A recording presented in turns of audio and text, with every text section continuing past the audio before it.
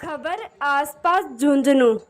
पूर्ण pensioners bill के विरोध में उपखंड अधिकारियों को सौंपा ज्ञापन।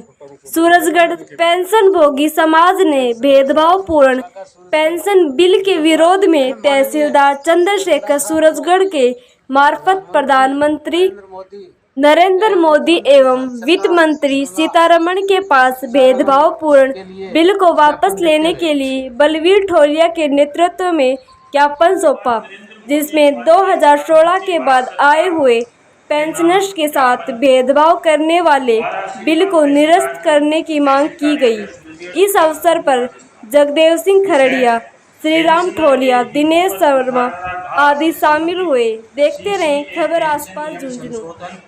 विधेयक 2025 को वापस लेने के संबंध में महोदय, भारत सरकार ने संसद की मंजूरी के लिए वित्त विधेयक पेश करते समय भारत की संचित निधि से पेंशन देनदारियों का व्यय के लिए केंद्रीय सिविल सेवा पेंशन नियम और सिद्धांतों की मान्यता के लिए एक अध्याय शामिल किया है।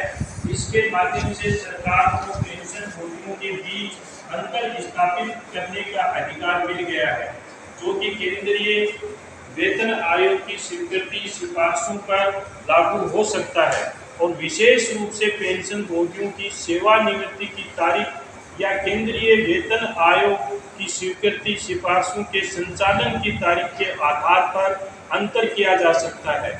उक्त विधेयक के माध्यम से केंद्र सरकार ने पेंशनर को 8वें वेतन आयोग के लाभ से वंचित करने व पेंशनरों की तिथि के आधार पर वर्गों में बांटकर भारतीय संविधान के अनुच्छेद 14 का उल्लंघन किया है। साथ ही DS नकारा मामले में दिनांक 17/12/1982 के सर्वोच्च न्यायालय की संविधान पीठ के ऐतिहासिक निर्णय को चुनौती दी है। राजस्थान पेंशनर समाज भारत देश में वर्ष 1972 से समान अधिकारों के साथ नियमित रूप से पेंशन प्राप्त करने वाले देश के करोड़ों पेंशनरों के हितों पर कुठाराघात करने वाले इस वित्त विधेयक का पुरजोर विरोध करता है। उनकी 7वीं CPC, जिसे 1/1/2016 से पहले और 1/1/2016 के बाद सेवानिवृत्त पेंशन भोगियों के बीच समानता बनाए रखने के लिए सरकार द्वारा स्वीकार किया गया था।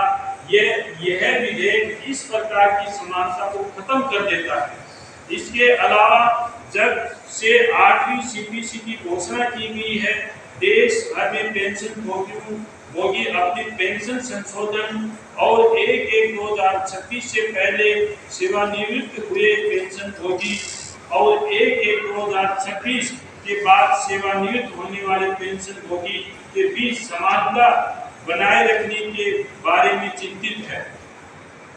वर्तमान निर्णय पेंशन भोगियों पर एक बड़ा झटका है, इसलिए सरकार को इस पर पुनर्विचार करने और इसे वापस लेने की आवश्यकता है। राजस्थान पेंशन समाज के प्रदेश नेतृत्व के आह्वान पर राजस्थान पेंशनर समाज की हमारी उप शाखा केंद्र सरकार के इस निर्णय का घोर विरोध करते हुए उन्हें इस विधेयक पर पुनर्विचार कर पेंशनरों के हित में निर्णय लेने का अनुरोध करती है।